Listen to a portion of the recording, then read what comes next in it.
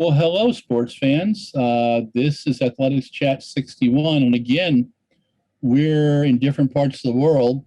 Stuart Weir is in Tokyo, Japan. Hello, Stuart. Good morning. Good morning. I know you think it's evening, but it's morning for me. Yes, and it's almost evening, 5 o'clock in lovely Fort Atkinson, Wisconsin, the heartland, the cheese capital of the world. So how is Tokyo, my friend? Well, I don't really know because I've been here for 3.5 days, but you have to quarantine for the first 3 days. And it's only this morning I'm waking up, I'm allowed out of the hotel. And I'm excited to find out what it's like. But because basically all I have seen since I've been here is, well, I suppose the trip from the airport and the four walls of this small hotel room, because everyone has to quarantine for 3 full days plus whatever portion of the day you arrive. So our viewers, we're going to have you review your trip. Your plane trip, you said, was wonderful. It was one of the nicest ones you've ever had. And why is that? Well, it was, I suppose, a 300-seater plane with 40 people on it. Because other than Japanese people returning home, no one is allowed into Japan at the moment who doesn't have an accreditation for the Olympics. So therefore, there were no tourists, nothing like that. So, I mean, I asked if I could change my seat in the plane, and the attendant says, I shouldn't worry about it because you get the entire row to yourself. Sit wherever you like. Wow. That's fantastic. Hmm. And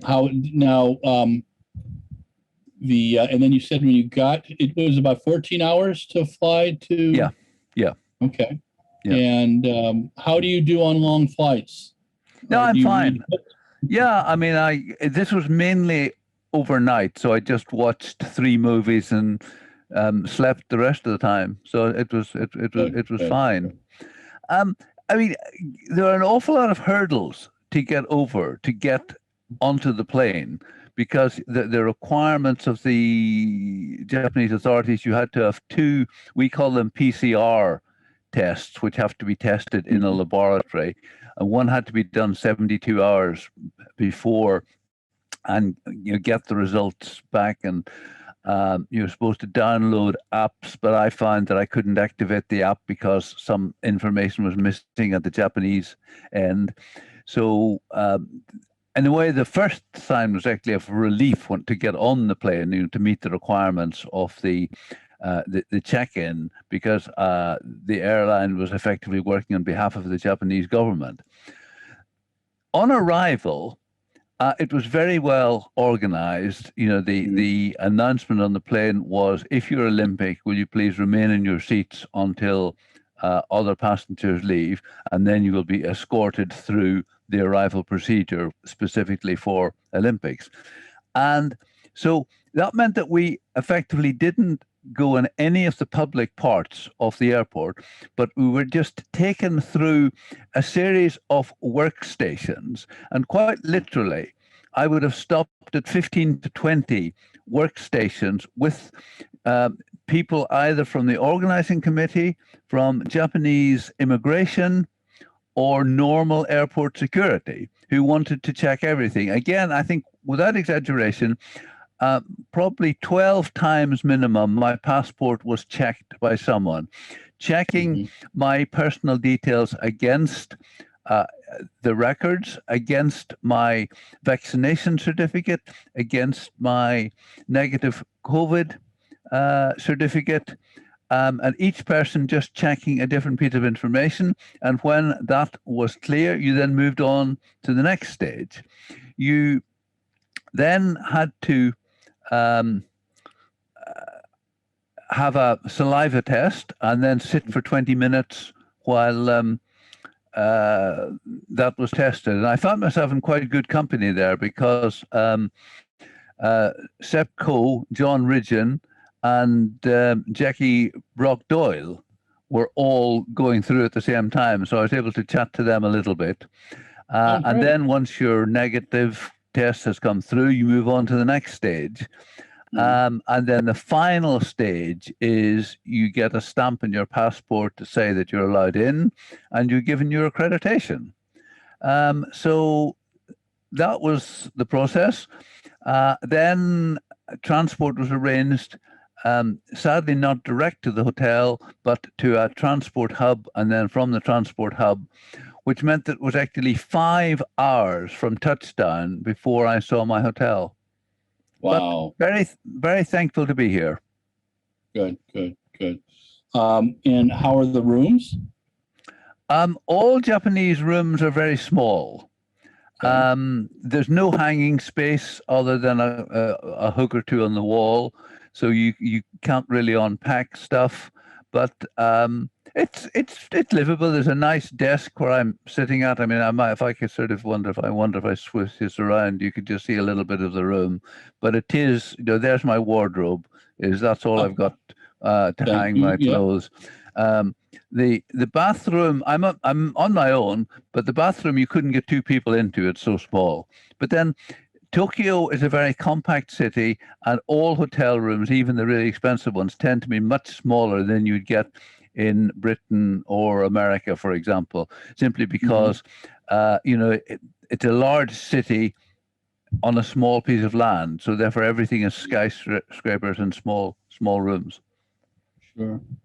Yeah, and I stayed in a business hotel in Osaka in 2007, and I think it was $41 a night at the time, and the rooms were tiny. And I think we had a little air conditioning unit that looked like my computer, and I just would put it on my stomach at night to cool me down, because I figured that was the only way it was going to work. The air conditioning in my room seems to have 2 settings: too hot and too cold. Wow. Okay. That makes sense. Have you been doing remote pressers with British Athletics yet? I did most of that last week from home. Okay. Which was a bit of a challenge because, I mean, I do hope you like my Laura Muir piece, because I spoke to her at 4 a.m. British time. Wow.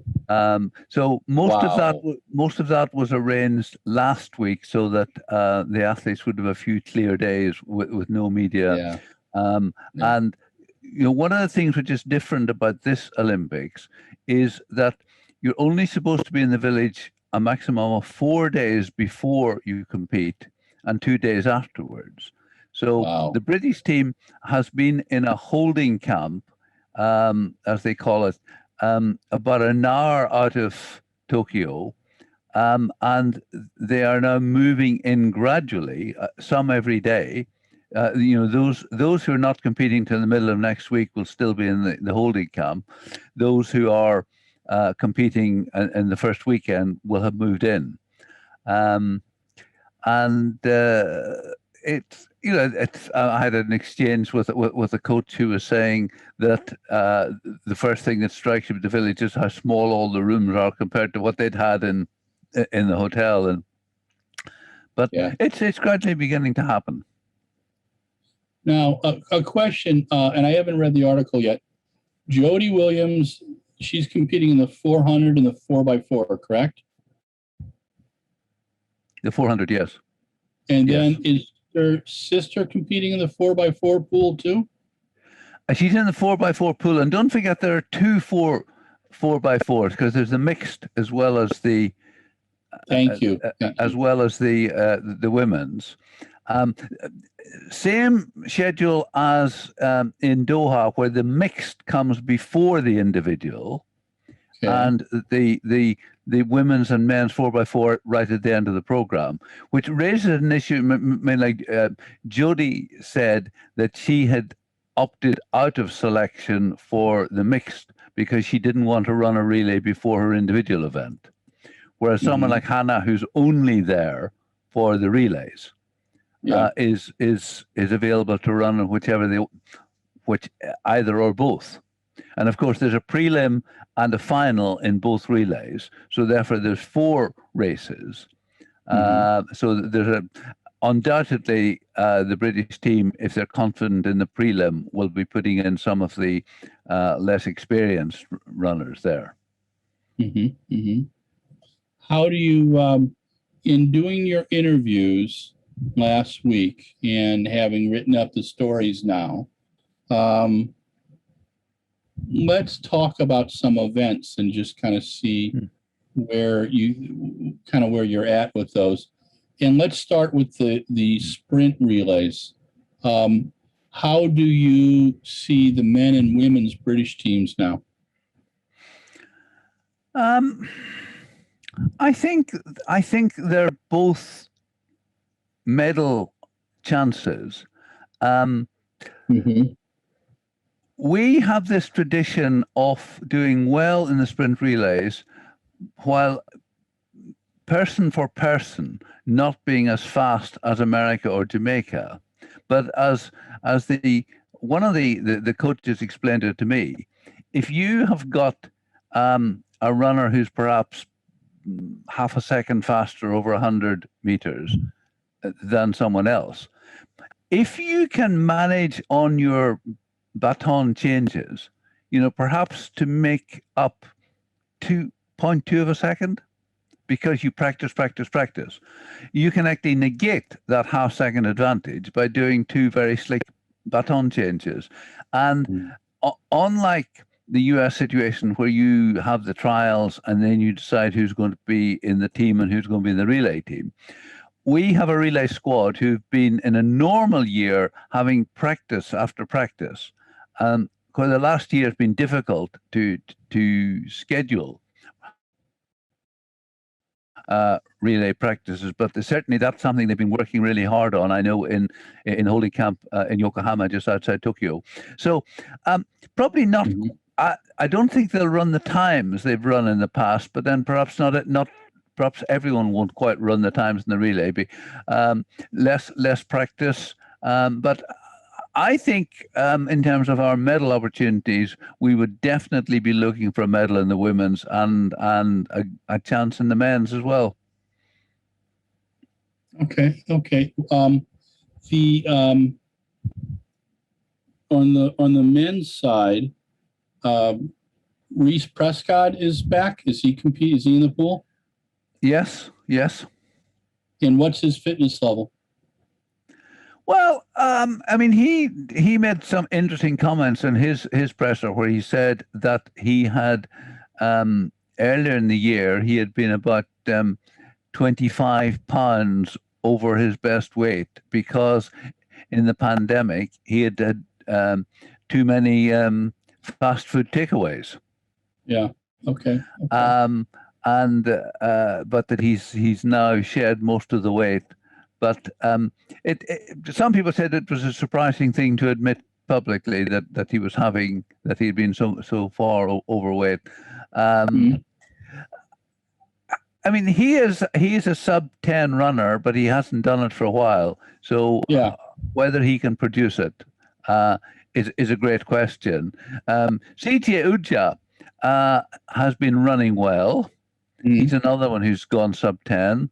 And Zarnell Hughes, who does have this ability to false start, did it at the trials, and fortunately our system allows a discretionary pick. Obviously, if it had been your trials, he would not be going. So there's people with potential, Adam Jamili as well. I don't think we have the potential to win the way we did in the 2017 World Championships. But again, we will be not. That is a clear potential medal chance. I went through and looked at my notes from Doha, the presser, and my son Adam and I were there, and Adam was recording all the medals pressers, and we were sitting in the front row. And the Japanese, I believe, were third in the 4x1. And one of my Japanese friends translated a comment from one of the team that would not be their position in Tokyo for this year. So I'm very curious to see how the Japanese stack up and also how the Chinese team stacks up too. They've been two of the big stories of the last 2 or 3 world champs. Adam Jamili's fitness, where do you put Adam? I don't know. I understand that he arrived later in Tokyo than most of the others, and I don't know the reason for that. That certainly will not have pleased the relay management in terms of him not potentially not being there for all the practices. Okay. Yeah, I don't know. I mean, Adam has come fourth in the Olympics and he's come fourth in the World Championship. I'm not sure that he's demonstrated to me the evidence he's going to do better than that this time. Dean Asher-Smith, who obviously is the darling of British athletics, but she's also not hype. She's an amazingly talented athlete, incredibly bright. I watched her handle some real smart-ass media in Doha with the cheeky comment and just shut them down. Yeah. So if she can handle that, she can handle pretty much anything. How do you put her level of fitness? She's running the 100 and the 200 and the relays? Yeah. I mean, that's a lot of running to do. She described her reason for pulling out of Gateshead as a grumpy hamstring. Okay. I mean, I think that to run potentially 7 races, I don't think she'll run the prelim of the relay. It is demanding. I mean, Dina is great. She's never gone under 10.8, and I think in the 100 there are Jamaican and probably American ladies who can run a 10.7, if not a 10.6. So for Dina to win the 100, I think she will need a massive PR. Yes. Yeah. And the 200, I mean, it just depends, really. We don't quite know what Shawnee Miller-Uiba is going to run, because she's currently entered, as I understand it, the 2 and the 4, but probably not going to run both. Yeah. I mean, you could say that that's probably Dina's better chance. World champion last time. And I mean, I don't take anything away from it, but you could actually list people who were in Doha who didn't run in the 200. And I think that, I mean, outside of America, we don't know a lot about Gabby Thomas, but she does seem to be quite fast and potential. So I don't know. I mean, you and I have talked about this before, that the fact that people haven't run a lot in the last 18 months may be an advantage or a disadvantage according to how they've handled it. Yeah, and I think that I think you're right. Gabby, from my observations over the last couple of years, is at the top of her game. I was totally impressed in that last 50 in the Olympic trials when she battled Jenna Prandini. I think those two are just phenomenal. I also think our women's team in the 4x1 should be quite good. And the nice thing is that several of them have competed with each other before. So I think that the sprints will be interesting. On the men's side, you know, we have fast athletes, you know, from Fred Curley, you know, to Ronnie Baker. And, you know, you could see both of them. And in fact, I would be surprised if we did not. And they both have experience with batons. Americans, for whatever reason, when I try to have a discussion about a real life relay camp, it's like I'm speaking Russian to them. And they believe that because for 8 years they did relays every week in high school and in college, it's like a God-given talent. Yeah. And your comment about you get a couple really sweet handoffs and you've knocked off 0.2 of a second, which is exactly what the Japanese and Chinese do, which is exactly what the French did back in 1992 when they broke the Santa Monica Track Club record, you know? Yeah. So it's just, to me, it's okay. get a creative couple national coaches, get some kids who've been running together since they were 15, and put them in front of 80,000. Well, put them in front of a crowd or no crowd, a global crowd on TV, and see what happens. You know, so it'll be interesting. Two quick observations back there. You know, I remember Des Bryant saying to me in Doha that she had only taken the baton twice from the lady who was giving it to her. Yep. Whereas you see, if you look at Asha Phillip and Dean Asher Smith, I think that they would quite literally have exchanged a baton 200 times, easily 200 times. Wow. And just want to say one thing. I've sent you a piece on Dina in which she talks a bit about the Olympics, but also makes some really deep comments of support for Sha'Carri Richardson, just saying, you know, the girl lost her mom, and people seem to understand the trauma of that and simply say rules are rules. And again, Dina basically told the IOC that if an athlete chooses to protest against racism and inequality in the world, and they're going to try to take a medal from them from doing that, they're just going to make themselves look pretty silly. Yes. No, well, they're looking pretty silly right now with some things, everything from the fines for the German uniform, what was it? The German gymnast uniforms. And because the German women did not want to wear a skimpy outfit. And now an American musician named Pink is going to pay the fines. So there's silliness all around. It doesn't seem to stop Mr. Bach. He just wants to look imperious and have an answer. And I know it's more than that, but in the world of global media, perception, reality, the old Rolling Stone ad commercial is there, and this is the big stage. And sometimes I don't think the IOC is ready for it, you know. And in this situation this summer, I think they've handled things in you use the term beastly sometimes, in a rather beastly manner. There's a lot of young people competing.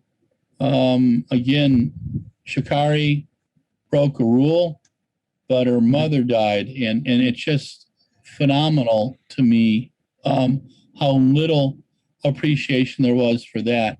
And those are some of the intangibles that make it difficult for people to take things seriously, like the IOC and athletics integrity, you know. And you know, we had that presser with Seb in Eugene, and he was wonderful, you know, just taking the time with a group of us and being very frank. But he has a real limit in what he will tolerate about challenging athletics integrity and the anti-doping stuff, and I respect that. But it's a double-edged sword. He said something today that he would support athletes integrity and IOC and WADA re-looking at the marijuana rules in light of what happened to Sha'Carri. Yeah. And that's all he needed to say. He didn't need to say he supported it. He needed to say anything else. He needed to show human sympathy, which is what Seb can do sometimes really, really well. And we should give him a pat on the back for that, because I think that's really important. And it's the judicious use of power, as one of my history professors, Mr. Grauer, used to say. It's not the use of it, it's the judicious use. And I think that's important. You've got some tremendous squads. One of the events that everybody's talking about is the 800 meters, both men and women. Yeah. And let's talk about some of our faves and some of the people who could really surprise, from Gemma Reekie to Keely Hutchinson to Laura Muir. And you talked about Laura doing a 4 a.m. presser. That woman must really love sports and like you, Stuart. I tell you, 4 a.m. Hang on a moment. Let's get the facts clear. It was 4 o'clock for me, not for her. Oh, okay. Oh, okay, Stuart. Then, Stuart, I'm very proud of you for doing that at 4 a.m., my friend. All the British media stuff was sort of early afternoon. But Laura was actually midday with the 8-hour difference. I was up at 3:30 to be ready for the 4 o'clock. To be fair, it was the only one that I was up that early. I did a few at 6 and so on. Yeah, I mean, Laura is always such a sensible person. I really loved the question. Somebody asked her, have you brought any sort of comfort items just to make you feel at home? And she says, well, I'm Scottish and I love my porridge. So I've brought some porridge. Wow. And I mean, she was asked to explain her decision on the 800, 1500 that she'd originally entered for both and then pulled out of the 800. And basically, she said very sensibly, the 1500 is my better shot. The 800 comes first. So I wanted to be 100% at my best for the 1500. And if I'd done the 800 first, I was going to have 3 races in my legs and therefore probably wouldn't have been 100%. So it was as simple as that. And she also made the point very graciously that in the last 2 big 1500 races, she's come 4th and 5th, carrying an injury. So just said, I would just love to know what I can do fully fit. Yeah. And she said she is fully fit and stronger than ever. Good. That's important. That's really important. I mean, Gemma, I think that Gemma could run a PR and be out of the medals. That 800 is so hot. I mean, her PR is 156 high. And the British record is 156.22. So she's got that in her sights. But when you look at the times that were being run by Atim, by Raven, by Natoya Gould, but of course this is a race without a pacemaker. But if one of those ladies decides, I'm not going to be out sprinted, I'm going to really go for it in the first lap, it'll be a question for the others.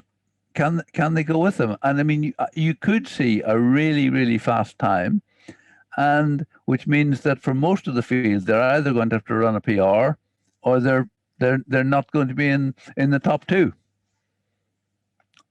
Most intriguing race, and of course that gets going. And I mean the prelims for the 800 that is on the first day. My local time, it's Friday morning at 10 a.m. when we see the first round of the 800. Okay, so that'll be 8 p.m. my time on Thursday night. So, we're a little. Well, if it's Thursday night, you have to tell me. What as they say, what the future looks like. They're so funny. Talk to me about the men's 800 meters. I mean, I think that in Elliot Giles and Dan Rowden and so on, Britain have got 3 runners who have the potential to be medalists. But again, I think that's going to be a phenomenal race. And I mean, I think it's one of those races where you could quite literally say, when you see the lineup for the final, that just about anyone there could win it. Yeah, no, I tend to think you're. I think that we don't have a David Rudisha character. Yeah, we have a Nigel Amos, who's a real character. Yeah, we have Clayton Murphy. We have who won the European indoor title. He came up in a presser I did down in LA with Don Franken last week, and a TV producer brought him up, and I'd forgotten all about him.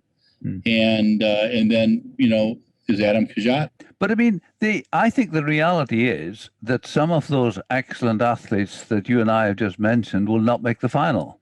So, I mean, that's the first stage. The first stage is you've actually got to get to the final. We have the 10,000 meters on the first night of the Olympic track schedule. Our dear friend Mo Farah will not be competing, but you have Mark Scott and a strong team. Talk to me about your 10,000 people.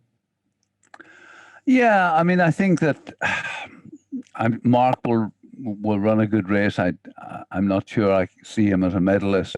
It would have been fascinating to see whether Mo, had he been there, could have rolled back the years, but I think he discovered that age has caught up with him. Yeah, I mean, it was an amazing period when Mo was winning everything, but that era has ended, and I don't instantly see anyone who's going to dominate like that again. Yeah. We've got a young crew with Woody Kincaid, Grant Foster, and Joe Klecker. I knew Joe's parents. They were fine athletes. I think, again, they're all three very fine runners. And I'd love to see one of them get in the top 6. But we just don't know how it's going to be. We don't know what kind of race is going to be out there. I suspect with the heat, it's going to be one of those, 5,000 meter conservative things, and last 5,000 meters run near 13 minutes. You better be able to run for your dear life, Yeah. But we'll have to see. And the Kenyans have changed. Mr. Kamwara is not competing, I guess. And I'm not sure who can beat Joseph Cheptegei. And let's see what team our Ethiopian friends throw together. And that's going to be interesting too. Yeah. I'm looking forward to the prelims of the shot put, the women's shot put, which I will view in a totally different light now that Mr. Krauser has explained to me that it's effectively taking a 10-pin bowling ball and trying to shoot a basket with it. Didn't you like that? I absolutely loved that. Wasn't that awesome? I mean, I thought all of them were good when I asked that question at the trial of the presser. But I thought that he was fantastic. Sam Kendricks is always good.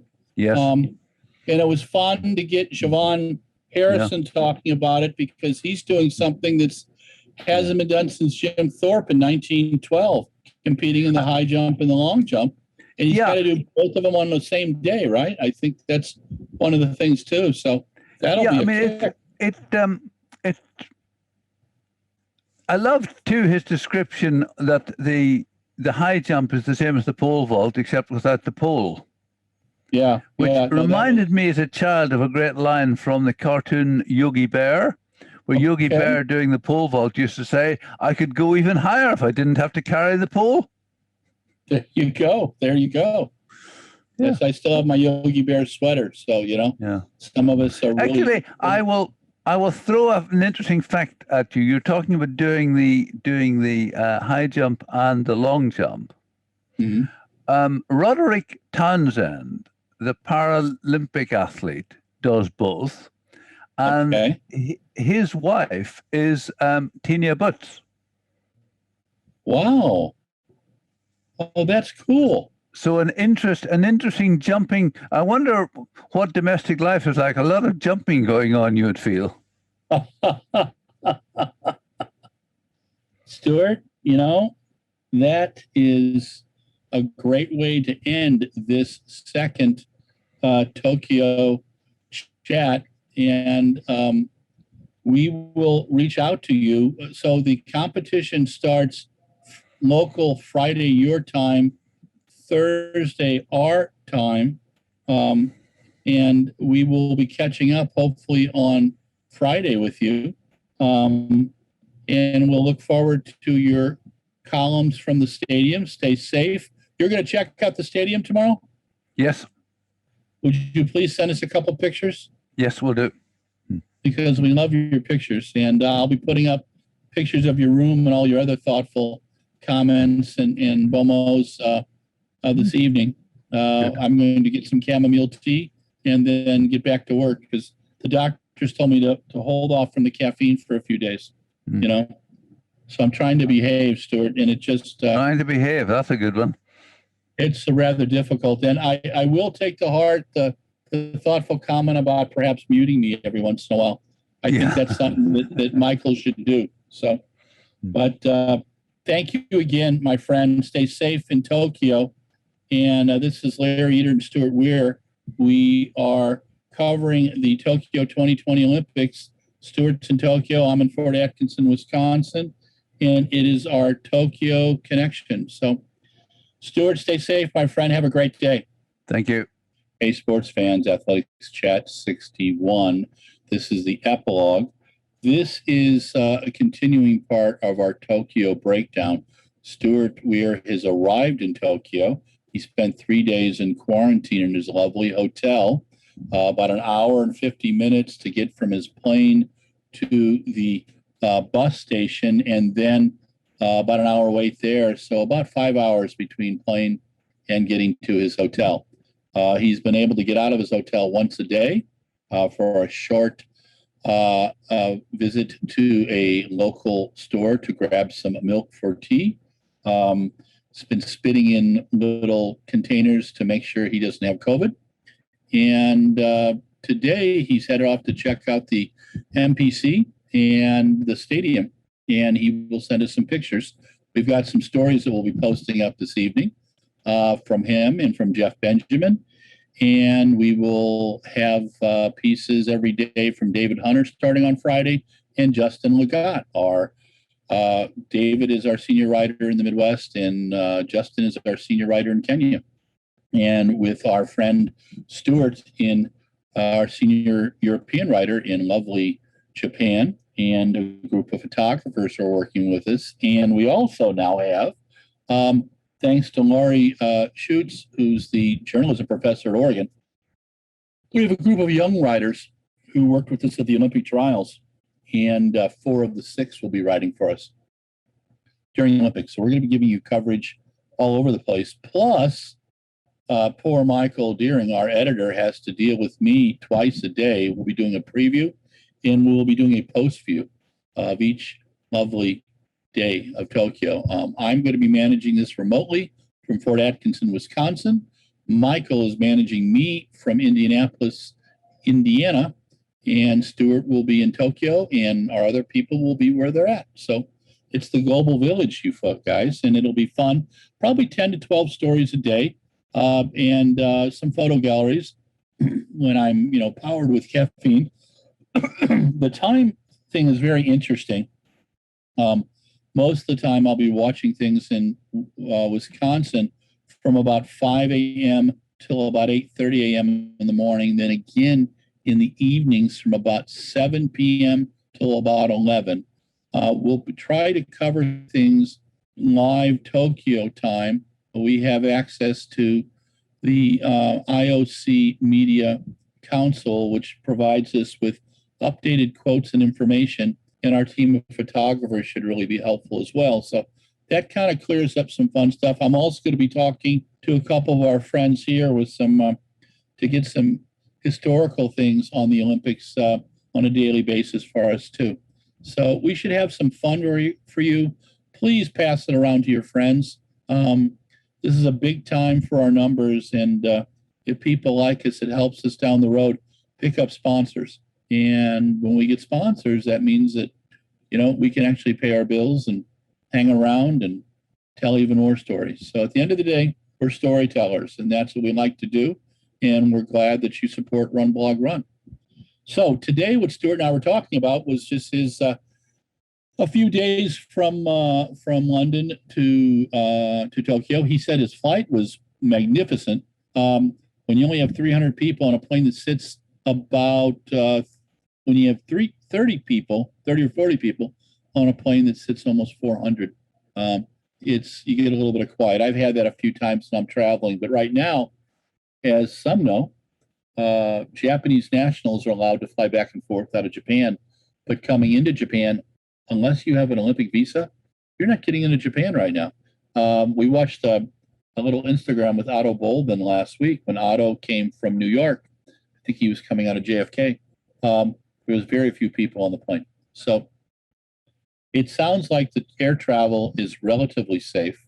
We haven't had since the very early on, and our friends at Inside the Games talking about a Ugandan coach who had been vaccinated but still caught the Delta variant, and he was quarantined for 14 days. But we're hoping everybody gets around okay. My concern still is without a U.S. training camp, and I understand why the U.S. ATF had to do what they did, but my concern was what happens to people if they do get near someone who's sick. They're not going to be able to compete. So we're keeping our fingers crossed and saying prayers that our U.S. team all makes it in, because there's some great things coming up.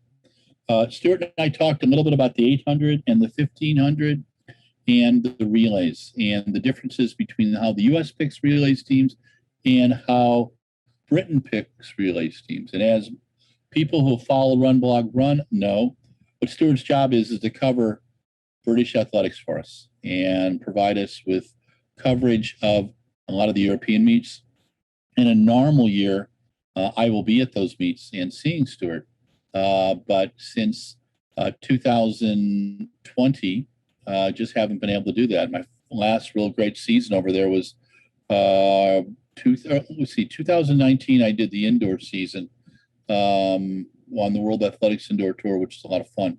But then I had to call the season. But it's been a little crazy, and we'll keep our fingers crossed, and we hope things work out. But the Olympics is happening. It's going to be a lot of fun. It's going to be unlike any other Olympics you've ever seen. And there's just some kind of goofy things happening right now. The Norwegian handball team wore shorts instead of the kind of skimpy outfits, and they were apparently fined by the IOC. The American musician Pink is paying the fines. And then the German gymnastic team wore a leotard instead of the skimpy outfits, protesting the sexualization of women's sports. And we applaud them for that. We wish the IOC would know when to be imperious and when not to be. It seems that they do need an ombudsman, someone to tell Mr. Bach when to turn it on and to turn it off. This is it just something goofy happens each day, and you just couldn't plan it out. But it gives people who are writing about Olympics for the first time and don't know squat about Olympic sports or the tradition of the Olympics a chance to poke fun at an event that is needed in the world right now, because sports really does unite, and the Olympics gets people into it. We were at breakfast today and people were talking to us about it, and where I go to get my coffee, people talk about the Olympics, and they're really into it. And when I went and had blood tests the other day, the nurse that was taking my blood test was telling me about how well we did in new events.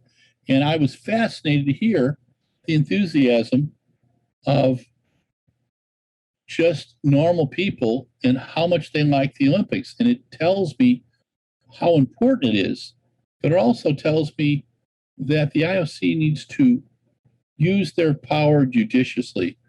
I had a history teacher at DeSmet in St. Louis named Rich Grauer, who I worshiped, and he said it's not about showing power off, it's using it judiciously. And President Bach with the IOC and the whole IOC has great power over sport, and I wish they would think about things a little bit more. I'm glad the Olympics are happening. I just don't want people to get sick. That's my big issue. And I look forward to covering Olympic track and field with our team over the next week and a half. So stay tuned. This is Larry Eater with Athletics Chat number 61. Thank you again. Thanks to Mike Deering, our program director. Talk to you soon.